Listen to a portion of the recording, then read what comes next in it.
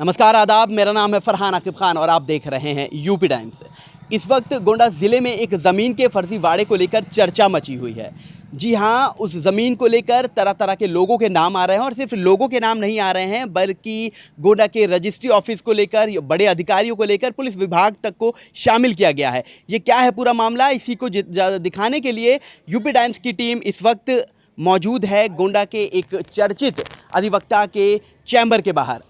यहाँ आना इसलिए हुआ है क्योंकि साधु शरण शुक्ला जो एक आदमी है, उन्होंने एक वकील हैं जो गोंडा के बहुचर्चित वकील, नाम बताओ, ब्रजेश कुमार अवस्थी, उन पर एक आरोप लगाया है। वो आरोप क्या है, और एक ही नहीं बल्कि कई बड़े बड़े मुख्य आरोप लगाए हैं। यही जानने के लिए हम उनके चैम्बर पर पहुंचे हैं और जानेंगे इस पूरे मामले को लेकर क्या वो कहना चाहेंगे, क्या खुलासा है और क्या अभी तक ये पूरा मामला ज़मीन को लेकर रहा, उन पर जो आरोप लगा है वो क्या मामला है। यही जानने के लिए हम उनके चैम्बर में पहुंचे हैं। तो चलिए उनसे मिलते हैं और जानते हैं क्या है इस पूरे मामले की सच्चाई। देख सकते हैं ब्रजेश कुमार अवस्थी जो कि अधिवक्ता हैं पेशे से, उन पर आरोप लगा है। क्या है पूरा मामला, यही जानने के लिए हम उनके ऑफिस में आए हैं और इस वक्त बैठे हैं हमारे साथ ब्रजेश कुमार अवस्थी जी। बहुत बहुत स्वागत है सर आपका यूपी टाइम्स में। साधु शरण शुक्ला द्वारा जो इस पूरे मामले में आप पर आरोप लगाया गया है, क्या है उसकी सच्चाई, यही जानने के लिए हम आप तक आए। साधु शरण शुक्ला जो है निहायत मुकदमेबाज आदमी है, पोटरगंज में रहने वाला है। हमारा इसका कोई मामला नहीं है, लेकिन ये हमारे विरोधियों के साथ मिल करके, चूँकि ये मुकदमे में लोगों की लीडिंग करता, नेतागिरी करता है, इसलिए जो है उनसे मिल करके हमारे खिलाफ ये आरोप लगा रहा है कि इसको हमने 2015 में बंद कराया है, जबकि हमारे तरफ से ना कोई दरखास्त दी गई है कि इनके खिलाफ़ कार्रवाई की जाए, ना हम इनके खिलाफ़ कोई पैरवी किए हैं। ये इन्होंने कोई घटना कारित की है किसी महिला के साथ, जिसका नाम ये करिश्मा बता रहे हैं, इनके कहने के अनुसार हमको भी पता लगा है। और जो है मुकदमा लिखा गया उसके प्रार्थना पत्र पे, फिर वरिष्ठ पुलिस अधिकारियों द्वारा जाँच की गई। बिना जाँच किए हुए, बिना आरोप सिद्ध हुए कोई जेल नहीं जाता है। ये पूरा मामला 376 को लेकर रहा है। 376 को लेकर के था, बलात्कार का मामला था। तो वरिष्ठ पुलिस अधिकारियों द्वारा जांच की गई, उसके बाद आरोप सही पाया गया, उनको अधिकारियों द्वारा जेल भेजा गया। न्यायालय पे मुकदमा चलने के बाद जो है ये छूट गए, इनके द्वारा बताया जा रहा है। तो अब कह रहे हैं कि ये हमको ब्रजेश कुमार अवस्थी ने बंद कराया है, जबकि हमारा ना कोई एप्लीकेशन है, ना हम उसमें विवेचक हैं, ना हम जज हैं। हम इनको कैसे बंद करा सकते हैं? वकील का काम बंद कराना नहीं होता, बंद करना काम पुलिस का और न्यायालय का होता है। अगर आपके खिलाफ़ कोई आरोप लगता है, सही पाया जाता है, तो आप बंद जरूर होंगे, चाहे कोई भी हो। तो उसी कड़ी में ये भी जेल गए। अब छूटने के बाद ये हमारे ऊपर आरोप लगा रहे हैं, जबकि फर्जी मुकदमा लिखाने में खुद माहिर हैं। करीब 15 साल पहले इन्होंने एक नागेंद्र पांडे नाम के पुलिस विभाग के सिपाही को फर्जी हत्या का आरोप लगाया और इन्होंने कहा कि हमारे पिता को इस सिपाही ने मार डाला है, और वो सिपाही जेल गया और जेल से फिर जो है बेल के बाद बाहर आया और निर्दोष साबित हुआ, छूटा। फिर उन्होंने हाई कोर्ट तक पैरवी करी और वो अंत में निर्दोष हो गया। तो फर्जी काम साधु शरण शुक्ला स्वयं करते हैं कि एक पुलिस विभाग के सिपाही को हत्या जैसे जुर्म में फंसा करके उसका परिवार जो है बर्बाद हो गया, 1 साल जेल में रहने के बाद छूटा है वो, और उसके बाद दूसरे के ऊपर आरोप लगाते हैं। अब किसके उकसावे पे हमारा नाम ले रहे हैं, ये उन्हीं का विषय है, हम नहीं बता सकते हैं। अच्छा, तो ये पूरा मामला आपने जिस तरह बताया है कि पहले आपने उन पर 376 का मुकदमा कराया और वो अंदर चले गए, खैर वो वापस आ गए दूसरी तरफ से, आरोप है, उन्होंने आरोप लगाया। दूसरी तरफ हम देखते हैं कि आपके द्वारा बताया जा रहा है कि एक पुलिस वाले पर ही इन्होंने मुकदमा किया था अपने पिता को लेकर। जी। हत्या का मुकदमा इन्होंने नागेंद्र पांडे नाम के एक सिपाही के ऊपर दर्ज कराया था, आज के 15 साल पहले। तो उसमें वो सिपाही जेल गया और 6 महीने के बाद लगभग उसकी ज़मानत हुई, उसके बाद मुकदमा चला, वो निर्दोष साबित हुआ। तो फर्जी तो ये करते हैं, जो हमारे ऊपर आरोप लगा रहे हैं कि नहीं फर्जी ब्रजेश कुमार अवस्थी ने हमको बंद करा दिया। तो ना तो हमारा कोई एप्लीकेशन इनके खिलाफ़ है, ना हमने विवेचना किया है, ना हम जज हैं, ना इनके खिलाफ़ मामले में पैरवी किए हैं। तो किस वजह से कह रहे हैं कि नहीं फर्जी इन्होंने हमको बंद करा दिया? वो तो एप्लीकेंट ने एप्लीकेशन दिया, मुकदमा लिखा गया, विवेचना हुई, पुलिस अधिकारी बिना साक्ष्य के इनको जेल कैसे भेज सकता है? इनके खिलाफ़ जरूर साक्ष्य मिला होगा। न्यायालय पे छूटना नहीं होता है कि न्यायालय से बरी हो गए तो एकदम दूध के धुले हैं। न्यायालय पे तो अपना दांव पेन लगा के किसी तरह से कैसे छूट गए, संदेह का लाभ मिलके छूट गए होंगे। लेकिन अब ये कह रहे नहीं हम एकदम पाक साफ थे, हमको फर्जी भेजा गया है। तो पाक साफ तो सिपाही भी रहा, वो भी तो छूट गया है, उसको तो डायरेक्ट आपने हिट किया, डायरेक्ट एप्लीकेशन दिया। तो ये जो है निहायत मुकदमेबाज हैं। ये इनकी एक टीम है, 10-12 लोगों का मुकदमा, खुद लड़ते हैं, लीड करते हैं मुकदमेबाजों। अच्छा, इन्होंने भी आप पर यही आरोप लगाया था कि आपके वकीलों की एक टीम है, गिरोह है, जिसके आप सरगना हैं। नहीं नहीं, ऐसा कुछ नहीं है। वकील तो वहाँ हम लोगों की 2000 लोग वकील रहते हैं, सबका रजिस्ट्रेशन है, एसोसिएशन है, सब लोग एक टीम भावना से काम करते हैं। ऐसा नहीं है कि हमें अलग से टीम बनाए हैं और टीम बना करके काम करते हैं, अपना अपना सब लोग काम करते हैं। एक आरोप और है कि दादूराम शुक्ला की ज़मीन आपने फर्जी तरीके से लिखाई। नहीं नहीं, ये सब गलत है। उन्होंने FIR करी थी और हमारा नाम उस पर घसीटा था।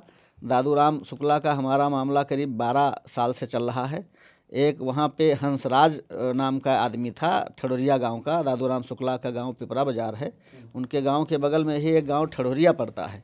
ठडोरिया में हंसराज के पिता 2003 में मर गए। उसके बाद इन्होंने फर्जी कूट रचित अपंजीकृत वसीयतनामा अपने सगे पोते इंद्रेश कुमार व सनी कुमार के फेवर में तैयार किया और उस फर्जी वसीयतनामा के आधार पे इन्होंने दाखिल खारिज का मुकदमा नायब तहसीलदार गोंडा के बिरवा के यहाँ दायर किया। उसके बाद एक हाई कोर्ट में टेस्टामेंट्री सूट दायर किया। उस गरीब आदमी को जो पन्नी तान के सड़क किनारे रहता है, उसके उस खेत के अलावा कुछ नहीं है, उसका 18 बीघा खेत हड़प करने के लिए इन्होंने यहाँ से हाई कोर्ट तक पैरवी करी। 5-6 साल वो कचहरी में धक्के खाने के बाद हमारे पास पहुंच गया और सारी बात उसने बताई कि जब जून में गेहूं की फसल तैयार होती है तो वकील का फ़ोन आता है लखनऊ से कि 10,000 रुपये ले आओ, खर्चा है मुकदमे में। तो हम गेहूं बेच के दे देते हैं जाके। फिर जो है जब धान की फसल होती है तो फिर वकील का फ़ोन आता है कि खर्चा है मुकदमे में। तो इस तरह से हम मजदूरी करते खाते हैं, हमारे पास पैसा नहीं है और हमारा मुकदमा लड़ दीजिए और जो है फीस हम नहीं दे पाएंगे, मदद के तौर पे हमारा कर दीजिए। तो हमने उसकी मदद करना शुरू किया और इनके खिलाफ 95/12 क्राइम नंबर जो थाना खरबूपुर में लिखा गया, हमने लिखाया था। 419 20 67 68 उसकी कापी FIR की हमारे पास है। और फिर ये जो है उसको हाई कोर्ट से स्टे कराए और चूँकि वो हाई कोर्ट में वकील हैं, पहुँचे हुए वकील हैं, बड़े वकीलों में नाम उनका गिना जाता है, तो वहाँ अपना किसी तरह से स्टे कराने के बाद यहाँ मामला अभी लंबित है मुंसब 5 के यहाँ। हंसराज बनाम दादूराम शुक्ला चल रहा है। तो इस तरह से 2012 से ही ये हमसे रंजिश रखने लगे और हम आज भी हंसराज के मुकदमे की पैरवी करा रहे हैं कि इनका जो फर्जी वाड़ा सामने लाया। ये यहाँ से गोंडा से जब भागे हैं तो 150 लोगों को फर्जी अपॉइंटमेंट लेटर दिए थे शिक्षा विभाग में और उसका मुकदमा जो है CJM के यहाँ लंबित है। इनके खिलाफ NBW वारंट जारी है, CBCID द्वारा विवेचना की गई है और जो है उसके वादी मुकदमा सहायक बेसिक शिक्षा अधिकारी गोंडा तत्कालीन जो रहे हैं वो हैं और हाई कोर्ट के स्टे से बाहर हैं। ये एक फाइल चोरी का भी इनके ऊपर आरोप है। अपर कमिश्नर अच्छेलाल साहब ने मुकदमा इनके ऊपर दर्ज कराया था दादूराम शुक्ला के ऊपर। क्राइम नंबर 205/2016 है। फाइल चोरी का मुकदमा 379 IPC के तहत दर्ज है, चार्जशीटेड है, CJM के यहाँ लंबित है। तो इस तरह से स्वयं फ्रॉड हैं और एक गरीब आदमी की मदद हमने करना शुरू किया, तब से रंजिश रखते हैं। और कहीं भी अगर कोई मुवक्किल, जैसे एक मामले में अभी हमारे खिलाफ रिट में हमको फर्जी पार्टी बनाया गया है। एक मधु मेहरोत्रा नाम की महिला है, शहर की है और जो है वो इनके पास क्लाइंट के तौर पर गई और उसका ब्रेन वॉश करके और हमारा भी नाम उस पर रिट पे लिखा कि जो रिट C5172 जी और उसकी नोटिस हमको जो है मिली वहाँ से और हम मामला पूरा जान पाए। तो हमको लगा कि ये जो है दादूराम शुक्ला के बहकावे में आकर के उनका शिकार हो गई। इनके पास जो भी क्लाइंट जाता है वो हंसते जाता है लेकिन वहाँ से रोते हुए आता है, इतना उसको स्पष्ट कर देते हैं। तो ये जो मधु मल्होत्रा वाला पूरा मामला है, इसमें आपको घसीटने का क्या मतलब? इसमें हमको इसीलिए घसीट रहे हैं, 2012 से ये अपेक्षा ये कर रहे हैं कि हंसराज वाले केस की पैरवी हम ना करें, या अगर करें भी तो हंसराज के साथ रहें लेकिन मदद इनकी कर दें, इनको 18 बीघे खेत मिल जाए। अगर ऐसा हम नहीं करते, कई बार इनका फ़ोन भी आया, कई बार संदेश भिजवाया कि अगर ऐसा नहीं करोगे तो तुम नए वकील हो, हम ज़्यादा कानून जानते हैं, तुमको हम बर्बाद कर देंगे। तो हमने कहा सही की मदद करने के लिए अगर हम बर्बाद हो जाएंगे तब भी हमको कोई दिक्कत नहीं है, लेकिन हम मदद सही की ही करेंगे। गरीब आदमी है, उसकी हम मदद पूरा जीवन करेंगे। आपका मकसद कामयाब नहीं होगा कि फर्जी कूट रचित वसीयतनामा के आधार पर, बताइए जिस आदमी के लड़के हैं, 2-2 और पत्नी है और पतोहू है, नाती हैं, वो अपंजीकृत वसीयत आपको कैसे कर देगा? अगर आप वकील हैं, अगर उसने वसीयत किया तो आप तुरंत रजिस्ट्री कराते और लोग जानते और उनके लड़के को कूटरचित तरीक़ा से इन्होंने वसीयत में गवाही कर दिया और उसने आकर के अदालत पे बयान हल्फी दिया कि ये नौकरी लगाने के झांसे में हमको बुलाते थे और फर्जी हमसे हस्ताक्षर करा लिया है वसीयतनामे पे। हमने कोई वसीयतनामा पर, चूँकि हमारा खेत और हम ही गवाही हो जाएंगे कि हाँ आपको हमारे पिताजी दे रहे हैं, ऐसा कौन करेगा। तो तभी से रंजिश है हमारी इनकी, और इन्होंने कई मुकदमा हमारे खिलाफ, एक सुधा वाजपेयी से हमारे खिलाफ मुकदमा लिखाया। और ये राजू वाजपेयी वाला ही मामला है? नहीं, ये दादू राम का मामला है, दादू राम शुक्ला जो हमारे पीछे तो कई मुकदमे ये आरोप लगाया है, एक दादू राम का है, राजू वाजपेयी का है, और यहाँ तक आपके परिवार का मामला है कि आपके चाचा के लड़के रामचंद्र भी आपसे परेशान रहते हैं, आप उनके खिलाफ भी काम करते हैं। क्या है पूरा? रामचंद्र जो है प्रॉपर्टी के लालच में आज के करीब 21 साल पहले हमको ये अपने घर बुलाया। चूँकि हमारे 2 भाई हैं, बहुत निहायत सीधे हैं, हम ही किरकिरी हैं रामचंद्र के आँख के। तो उन्होंने हमको लगभग 21 साल पहले अपने घर बुलाया और कहा भैया, ये हमारे चाचा के लड़के हैं सगे, कहा भैया आकर के आइए भूजा चबाते हैं साथ में। और हम जब भूजा चबाने लगे तो ये कहे हम नमक लेकर के आते हैं घर से, आप चबाइए। और नमक के बजाय कट्टा लेकर के आया, ये फायर कर दिया हमारे सीने पे। ये हम ऐसे भूजा खा रहे थे, इन्होंने सीने पे ये फायर कर दिया, ये फायर किया। और इसका क्राइम नंबर 244/2001 कोतवाली देहात गोंडा में पंजीकृत हुआ रामचंद्र अवस्थी के खिलाफ। तब से हमारी इनकी रंजिश चली आ रही कि प्रॉपर्टी के लालच में इनका मकसद ये था कि हम ही घर में जानकार हैं और अगर हम नहीं रहे तो प्रॉपर्टी पूरी अपना हड़प कर जाएंगे। अच्छा, तो ये आपके चाचा के लड़के ही थे जिन्होंने आप पर कट्टा चलाया? अच्छा, फायर किया। तो इसमें अब आप पर ये आरोप क्यों लगा रहे हैं कि वो आपसे पीड़ित हैं? हमसे पीड़ित हैं कि अगर हम नहीं रहते, अगर ये फायर में सक्सेस हो जाते, हम नहीं रह जाते, तो इनका जो है अपना खेत तो बेच ही डाले हैं 50-60 बीघा, और हमारे पिताजी का हिस्सा भी हमारे 2 भाइयों को दाब करके वो भी अपना हड़प कर लेते। तो अब ये उसके बाद से जेल गए, फिर चोरी किए। इनके खिलाफ आपराधिक मुकदमे बहुत सारे लिखे हैं। ये जो मुकदमा अपराध संख्या 470/2008 है। उसके बाद चोरी और राहजनी लूट, एक मास्टर साहब को इन्होंने जो है रास्ते में साइकिल छीन ली, पैसा छीन लिया। तो यही करते हैं, स्मैक पीते हैं इस समय और इधर उधर यही गिरोह बना करके। इनके गिरोह में साधु शरण शुक्ला हैं, राजू वाजपेयी हैं और इस तरह के बहुत लोग हैं। राजू वाजपेयी जो है हमारे गांव के हैं, उनका जो है ये कहना है कि हमारा खेत जो है ब्रिजेश कुमार अवस्थी ले लिए। वो कोई बैनामा दिखाएं कि राजू वाजपेयी से हमने बैनामा लिया है, कोई ज़मीन उनकी हमने हड़प किया है, कुछ नहीं दिखा सकते हैं। बल्कि वही गांव में एक उमाशंकर तिवारी हमारे गांव में, उनकी लड़की भगा दिया इसने, राजू वाजपेयी ने। कई औरतें अवैध तरीक़ा से ला करके रखता है, स्मैक पीता है, तस्करी करता है, यही इसका काम है। तो इसका मकसद है कि आरोप लगाएं, उसके बाद ये हमसे पीड़ित हो जाए, आकर के कुछ हमको 1000-2000 दें तो हम ना फिर चले स्मैक और नशा शुरू करें। तो ऐसा नहीं है जो ये आरोप लगा रहे हैं। उसकी प्रशासनिक अधिकारी अपना जांच करेंगे, पुलिस अधिकारी जांच करेंगे, और अगर हमारे खिलाफ कुछ पाया जाएगा तो हम उसके लिए जवाब देने के लिए तैयार हैं। हमने जब कुछ किया नहीं है तो उनके कहने थोड़े, एक एप्लीकेशन उन्होंने जिलाधिकारी के यहाँ भी जल्दी दिया है जनता दर्शन में कि ये बातदार हमारे एक बयान में बातदार दिए हैं कि हम बातदार दिए हैं, उस पर सुनवाई नहीं हो रही। और नायब तहसीलदार जो है हमसे पैसा मांग रही हैं। अब बताइए, इतनी सीधी नायब तहसीलदार हमारे जो है क्षेत्र की हैं और वो इनसे पैसा मांगेंगी। तो इस तरह से इनको आरोप लगाने में देर नहीं लगती, क्योंकि इनका कोई स्तर नहीं है। किसी को कुछ कह सकते हैं ये, लेकिन जिसका कोई स्तर है वो कहने के पहले 20 बार सोचेगा कि गलत आरोप नहीं लगाना चाहिए। ठीक है। तो साधु शरण शुक्ला, जिस तरह से आप पर आरोप लगातार लगाते चले आ रहे हैं, वो 376 मुकदमे से लेकर हो, कई ज़मीनी मामला हो, आपका पारिवारिक मामला हो, या फिर हाल ही में जो ज़मीन अभी दुखरानाथ मंदिर के पास मधु मल्होत्रा वाला मामला रहा है, उसमें भी आपको संलिप्त उन्होंने बताया है कि आप उसमें शामिल हैं। तो अगर जब आप पर लगातार आरोप की बौछार करते जा रहे हैं तो इस समय आप क्या करेंगे उनके खिलाफ? अब उनके खिलाफ जो है वकील हैं, कानूनी नोटिस भेजेंगे कि आप जिस तरह से आरोप लगा रहे हैं हमारे खिलाफ, तो इसमें आपके पास कोई आधार है कि ऐसे हवा में जो है आरोप लगा रहे हैं, तो उसका जवाब उनको आकर के अदालत पे देना पड़ेगा और नियमानुसार इनके खिलाफ विधिक कार्रवाई की जाएगी। तो ऐसे में आप जनता से, क्योंकि जब एक उनकी वीडियो एक तरफा चली और आप पर तरह तरह के आरोप लगे, तो आपकी जो छवि धूमिल हुई समाज में उनके द्वारा जो आरोप लगाए गए, ऐसे में आप जनता से अब क्या कहना चाहेंगे इस पूरे मामले को लेकर? अब जनता से जो है, चूँकि जनता बहुत समझदार है, एक पक्षी मीडिया पे गोंडा पोस्ट पे इनका स्टेटमेंट चला है। गोंडा पोस्ट वालों को चाहिए था कि सच्चाई जानने के लिए हमारे पास भी आना चाहिए कि ये आरोप लग रहा है आपके ऊपर, और जो है आप इसके संबंध में कुछ बताएंगे, कुछ दस्तावेज देंगे, कैसे आरोप लग रहा है। तो हमसे आज तक तो संपर्क किए नहीं कोई, आप जो है आज हमसे सच्चाई जान रहे हैं, तो जो सच्चाई थी विथ डॉक्यूमेंट्स हम आपको जवाब देंगे। जो भी आरोप लग रहा है वो सब निराधार है।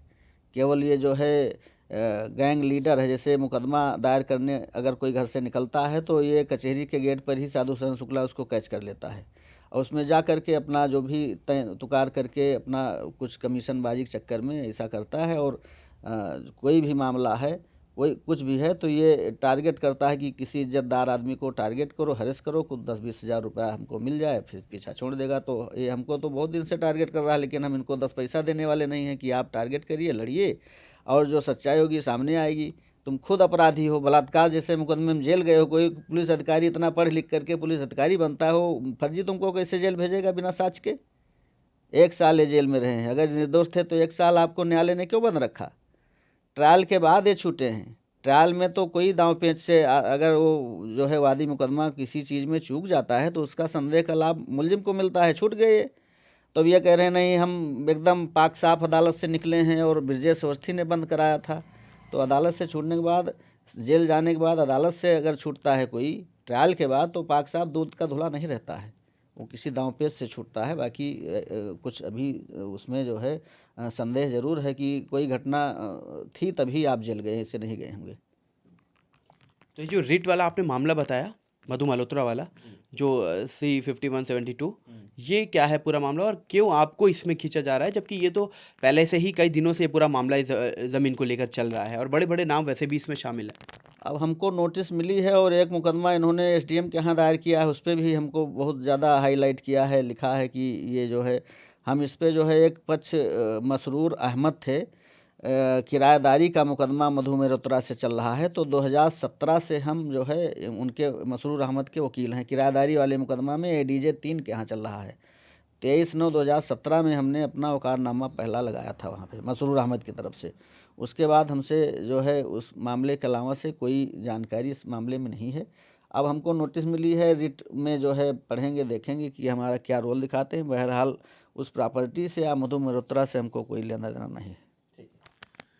तो सुना आपने किस तरह से जो वकील हैं, अधिवक्ता हमारे साथ बैठे हैं ब्रजेश कुमार अवस्थी जी, जो आरोप लगाने वाले हैं साधु शरण शुक्ला के तरह तरह के आरोप लगाए हैं ज़मीन के मामले को लेकर, बलात्कार के मामले को लेकर। अभी हाल ही में एक ज़मीन का मामला जो दुखरानाथ मंदिर के करीब था, मधु मल्होत्रा, उसमें भी इनको संलिप्त बताया गया है। पारिवारिक मामले से भी जोड़ा गया है। जो ब्रजेश कुमार अवस्थी जी हैं, हर सवालों के इन्होंने जवाब दिए हैं और जनता से भी ये अपील की है, जो इनकी छवि धूमिल करने का प्रयास किया गया था, लोग इनकी बात को जाने, क्या सच्चाई है, जो आरोप लगाने वाले हैं उनकी अपनी क्या छवि है समाज में। उस पूरे मामले को इन्होंने बेबाकी से रखा है। उम्मीद करते हैं कि आपको पूरा मामला समझ में आया होगा। इनके द्वारा जो जितने मुकदमे हैं रामचंद्र के खिलाफ, क्योंकि वो भी इसमें शामिल बताए जा रहे हैं कि इनका उनसे मामला चल रहा है, तो ये इतने मुकदमे हैं जो इनकी लिस्ट इन्होंने बना कर रखी है। और भी तमाम दादू राम शुक्ला के खिलाफ मुकदमा लिखा ये जो एक और नाम दादू राम शुक्ला का आ रहा है, ये दादू राम शुक्ला के खिलाफ की पूरी जानकारी है कि कितने मुकदमे उनके खिलाफ हैं और जितने भी नाम आ रहे हैं उनका क्या रहा है मामला। राम शुक्ला ने फाइल चुराया है कमिश्नर के यहाँ, उसका है जी। तो वकील साहब जो बता रहे हैं कि ये दादू राम शुक्ला ने कमिश्नर के यहाँ से जो फाइल चुराई है उसका पूरा मामला है। और कितने लोगों की फाइल है? दादू राम शुक्ला जो है ये जो है 138/15 क्राइम नंबर है। ये थाना गाजीपुर लखनऊ में हमारे खिलाफ और 2-3 वकीलों के खिलाफ लिखा है कि हम लोग गए और वहाँ पे 5,000 रुपये इनसे लूट लिए थाना गाजीपुर मेन मार्केट में, और इसका पता हमको नहीं चला और फाइल वहाँ विवेचना होकर बंद हो गई। इस FIR की जानकारी हमको हुई एक जो है रिट याचिका संख्या 23/194/2019। इसमें इन्होंने जो है किसी वकील की तरफ से हमको पक्ष बनाया और हमारे पास जब नोटिस आई तो नोटिस यानी रिट की कॉपी में FIR लगी हुई थी। तो इस तरह से फर्जी मुकदमा लिखाते हैं और केवल हाईलाइट करते हैं कि ये कितने बड़े जो है अपराधी हैं और वकील के भेष में हैं। तो ये अपना पूरा प्रयास कर रहे हैं। 2012 के बाद ही जितने मुकदमे लिखे गए हैं हमारे खिलाफ इनके द्वारा लिखाए गए हैं। एक सुधा वाजपेयी की तरफ से लिखाया गया, उसने आके कोर्ट पे बयान हल्फी दिया। बयान हल्फी में साफ साफ लिखा कि दादू राम शुक्ला एडवोकेट के कहने पर हमने मुकदमा लिखाया है। अभी हाल ही में एक राजू वाजपेयी ने हमारे खिलाफ दरख्वास्त दिलाया है। ये जो दरख्वास्त है दयाराम नाम का हमारे गांव में एक है आदमी, उसके तरफ से इन्होंने हमारे खिलाफ मुकदमा लिखाने की कोशिश किया। तो क्या ये लोगों को बाकायदा आपके खिलाफ तैयार करते हैं कि हमारी छवि धूमिल हो, हम समाज में अपराधी घोषित हो जाएं, इनका मकसद है। तो हम जब कुछ करते ही नहीं है तो तुम्हारे प्रयास से हम हो नहीं पाएगा। इन्होंने दयाराम नाम के व्यक्ति से एसपी साहब के यहाँ दरखास्त दिलाई ये, और उसको लेकर आए कि चलो तुमको हम 200 रुपये दिलाएंगे और जो है एक जगह केवल हमारे पास चलना है, अंगूठा लगा दीजिए, अनपढ़ आदमी है। ये दिलाया और दरखास्त में ये दिलाया कि ब्रजेश अवस्थी हमारे घर में घुस के जासूसक गाली दिए, मारे पीटे और कुछ पैसा लूट लिए। इसका हम घर भी नहीं जानते हैं दयाराम चमार का। तो ब्रजेश अवस्थी पर आप पर जितने अभी तक मुकदमों का जो भी मामलों का आरोप है, इसमें कितने सिद्ध हुए हैं? इसमें कोई नहीं सिद्ध हुआ, सब फर्जी है, सब में फाइनल लग गया। बहुत स्पष्ट हो गया। सुधा वाजपेयी वाला मुकदमा दादूराम ने लिखा था, उसको एसपी साहब ने जांच कराया। तत्काल हाई कोर्ट से डायरेक्शन था कि 24 घंटे में जांच करके रिपोर्ट दीजिए। जांच करके एसपी साहब हाई कोर्ट में तलब थे, वहाँ हमको भी जाना पड़ा क्योंकि हम भी पक्ष मुकदमा थे। जवाब लगाया गया, विवेचना हुई। सुधा वाजपेयी ने अदालत में हाजिर होकर बताया कि ये दादूराम शुक्ला के कहने पर हमने लिखाया था। दयाराम जो हमारे गांव का है, इसको जब ये पता लगा कि हमारे तरफ से मुकदमा लिखाने की कोशिश की गई है ब्रजेश अवस्थी के खिलाफ, तो ये आकर के फिर एसपी साहब के यहाँ दरखास्त दिया कि ये एप्लीकेशन हमारी ना जानकारी में राजू वाजपेयी ने ब्रजेश अवस्थी के ऊपर फर्जी मुकदमा दर्ज कराने के लिए दिया है, और ब्रजेश अवस्थी ने ना हमको मारा पीटा है, ना हमारा उनका कोई विवाद है। यह दिया दरखास्त, हम नहीं थे, हमारे गैर मौजूदगी में दरखास्त दे के गया वहाँ पे एसपी साहब के यहाँ कि जो पहले दरखास्त दिलाई है वो फर्जी दरखास्त है, और ये जो है राजू वाजपेयी ने हमको गुमराह करके और एसपी साहब के यहाँ दिला दिया है। तो कार्रवाई तो राजू वाजपेयी के ऊपर होनी चाहिए कि हम एक अधिवक्ता हैं, यहाँ अपना काम बिजी कर रहे हैं, हमारे खिलाफ क्या क्या तुम षड्यंत्र कर रहे हो। अभी जो है 2020 में धनतेरस के दिन हम और हमारी पत्नी धनतेरस के जो है खरीदारी में गोंडा शहर गए हुए थे, और वहाँ से अपनी कार से आए और इसी चौराहे पे हमको जो है हथगोला फेंक करके मारने की कोशिश रामचंद्र के द्वारा की गई, जो निहत्थ अपराधी 2001 में हमारे ऊपर इसने फायर किया है। और वो हथगोला संयोग से ईश्वर कृपा से हमको नहीं लगा और बैक होकर के उसी के अपना लग गया। तो आपने उनके खिलाफ कोई कार्रवाई करी? हमने 56-3 किया उनके खिलाफ, और चूँकि वो इंजर्ड था इसलिए उसका मुकदमा रेलवे ट्रैक पे घायल था, वहीं पे लिख गया हमारे खिलाफ। विवेचना हुई, विवेचना में सारे आरोप गलत पाए गए। उनके सगे भाई, गांव के लोग, सारा जो उसमें चश्मदीद लोग थे, सब उसके खिलाफ गवाही दिए कि ये खुद मारने आया था। तो ये इस तरह से साजिश हमारे खिलाफ लगातार चल रही है। ठीक है। अच्छा, जो हाई कोर्ट में जो रिट है उसमें अधिवक्ता कौन है? उसमें अधिवक्ता DR शुक्ला, दादूराम शुक्ला हैं। जहाँ ये अधिवक्ता होते हैं किसी क्लाइंट में, वो क्लाइंट गोंडा का अगर है तो ब्रजेश अवस्थी का नाम जरूर उसमें आएगा। अगर ब्रजेश अवस्थी का नाम नहीं आएगा, इतना ब्रेन वॉश कर देते हैं तो कहते हैं तुम मुकदमा जीत नहीं पाओगे, क्योंकि सारा मामला ब्रजेश अवस्थी ही करते हैं वहाँ पे। इस तरह से उसको ब्रेन वॉश करके और फिर जो है पार्टी एक नाम कह देती, ठीक है बढ़ा दीजिए। अब जो मामला हमको पक्ष बना करके वहाँ दायर किया गया है, ना उस ज़मीन से हमको कुछ लेना देना है, ना मधु मेहरोत्रा से लेना देना है। हम तो ADJ 3 के यहाँ किराएदारी के मुकदमा में मसरूर अहमद के वकील हैं केवल। इसके अलावा उस मामले से हमारा कोई लेना देना नहीं है। और हमारे अलावा मसरूर के और भी वकील हैं किराएदारी में, एक वकील हम भी हैं। लेकिन चूँकि दादूराम शुक्ला के पास ये मामला चला गया तो और वकील का कोई मामला है नहीं दादूराम शुक्ला से, मामला तो केवल ब्रजेश अवस्थी से है। तो ब्रजेश अवस्थी को 2012 से ही टारगेट कर रहे हैं दादूराम, और कहीं सक्सेस नहीं हो रहे हैं। अगर किसी अपराध में हमारी संलिप्तता होती आज तक, तो हमारे खिलाफ जितना एप्लीकेशन दे रहे हैं, तो आज तक ऐसा नहीं है कोई कि सारे प्रशासनिक अधिकारी या कोई भी आंख मूंद करके काम करता है, ऐसा नहीं है। सारे अधिकारी ईमानदार हैं, और कोई जो है ना तो झूठी कार्रवाई किसी के ऊपर करता है और ना फर्जी किसी को फंसाता है। तो ये सब षड्यंत्र चल रहा हमारे खिलाफ। तो देखा आपने ब्रजेश अवस्थी जिन पर ये पूरे मामले हैं, किस तरह से इन्होंने पूरे मामले के जो भी आरोप हैं इस पर जवाब दिया है। और जो लोग हैं उसमें वकील भी शामिल हैं, साधु शरण शुक्ला हैं जो मुख्य इस मामले में है। अभी हाल ही में वीडियो जो चली और इनके खिलाफ आरोप उन्होंने लगाया, तमाम मामलों के खिलाफ इन्होंने अपना जवाब दिया है कि किस तरह से इनको टारगेट किया जाता है, वो चाहे ज़मीनी मामला हो, पारिवारिक मामला हो, या फिर 376 का बलात्कार का मामला हो। तो क्या पूरा मामला रहा, अभी तक इन्होंने अपनी राय को रखा है, और उम्मीद करते हैं आपको भी ये सच्चाई पता चली होगी कि पूरा मामला क्या है।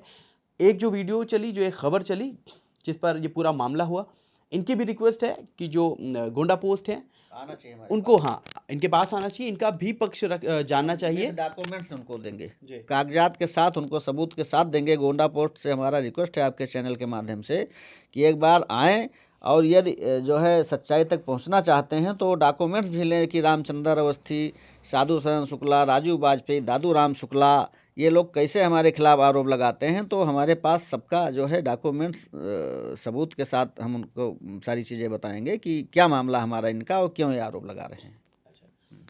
जो दुखरानाथ मंदिर के पास का जो मंदिर है जी। मधु मल्होत्रा वाली, इसमें आपको इन्वॉल्व किया गया है। हाँ, ज़बरदस्ती। तो इसमें कौन लोग हैं जिन्होंने आपको टारगेट किया? एक दादू राम शुक्ला के अलावा कोई नहीं। इन्हीं के पास वो क्लाइंट गई, इन्होंने एप्लीकेशन लिखाया और जो है सारा चीज़ जितना लिखा हुआ है वो सारी चीज़ें हमारे और इनके बीच में 12 साल से चल रही है। उठा करके वो मामला मोड़ करके और हमारे सर पे लाद दिया कि ब्रिजेश अवस्थी करते हैं। वकील क्या कर सकता है? वकील केवल पैरवी तो करेगा। फर्जी बैनामे का मामला आ रहा है और उसमें आपको, तो इसमें जिम्मेदारी किसकी है? फर्जी बैनामा आया है तो मामला रजिस्ट्री ऑफिस का है और हम यहाँ दीवानी में वकालत करते हैं, सिविल और क्रिमिनल की वकालत करते हैं, बैनामा का काम नहीं करते हैं। और रजिस्ट्री का मामला है, इसकी जानकारी रजिस्ट्री वालों से बेहतर किसको हो सकती है? तो रजिस्ट्री ऑफिस की अगर हम बात करते हैं, जिस तरह से मामला निकल कर आया है, तो रजिस्ट्री ऑफिस में कौन जिम्मेदार है, किनकी गलती है, किनकी सहयोग से ये पूरा मामला हो रहा है? रजिस्ट्री ऑफिस का अगर कोई मामला है तो रजिस्ट्री के कस्टोडियन हैं, रजिस्ट्री के अधिकारी लोग हैं, अपना वही जिम्मेदार हो सकते हैं। इसके संबंध में तो उनसे बेहतर कोई नहीं बता सकता है। हम लोगों को क्या पता कि वहाँ कैसे क्या हो रहा है, ये तो वही बता सकते हैं। और कुछ कहना चाहेंगे इस पूरे मामले को लेकर? बस अब जो जानकारी थी वो आपको हमने बताया। आपको इसके लिए धन्यवाद। कम से कम सच्चाई तक पहुंचने के लिए कोशिश किया। तो सुना आपने ब्रिजेश कुमार अवस्थी, जो पेशे से अधिवक्ता हैं, और उनके खिलाफ जो आरोप थे उनको लेकर इन्होंने क्या कहा है, बेबाकी से जवाब दिया है हर मामले को लेकर। उम्मीद करते हैं आपको ये पूरा मामला समझ आया होगा और हमारी खबर पसंद आई होगी। आप ऐसी तमाम अपडेट्स के लिए, ऐसी खबरों के लिए देखते रहिए यूपी टाइम्स। मैं फरहान आकिब खान, मुझे दीजिए इजाज़त। धन्यवाद।